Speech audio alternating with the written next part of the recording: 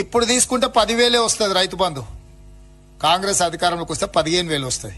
రైతు బంధు పథకంలో భాగంగా సంవత్సరానికి 10,000 ఇస్తే మా ప్రభుత్వం ప్రజాపాలనలో రైతులందరికీ సంవత్సరానికి 12,000 రూపాయలు ఇవ్వాలని నిర్ణయం తీసుకున్నది. రైతు బంధు పథకం ఈరోజు 10,000 రూపాయలు ఉంది, 2 పంటలకు కలిపి. దాన్ని కొంచెం పెంచాలని నిర్ణయించినాం. దాన్ని 16,000 రూపాయలు తీసుకొని పోతా ఉన్నాం. ఇది కూడా ఎట్లా అంటే మొదటి సంవత్సరంలో ఇమీడియట్గా 12,000 రూపాయలు పెరుగుతుంది.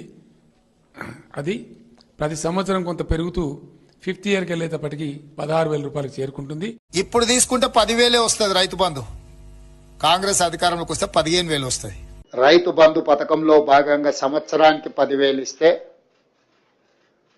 మా ప్రభుత్వం ప్రజాపాలనలో రైతులందరికీ సంవత్సరానికి 12,000 రూపాయలు ఇవ్వాలని నిర్ణయం తీసుకున్నది.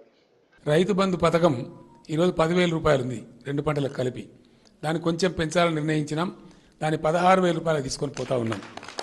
ఇది కూడా ఎట్లా అంటే మొదటి సంవత్సరంలో ఇమీడియట్గా 12,000 రూపాయలు పెరుగుతుంది. అది ప్రతి సంవత్సరం కొంత పెరుగుతూ 5th ఇయర్కి వెళ్ళేటప్పటికి 16,000 రూపాయలకు చేరుకుంటుంది.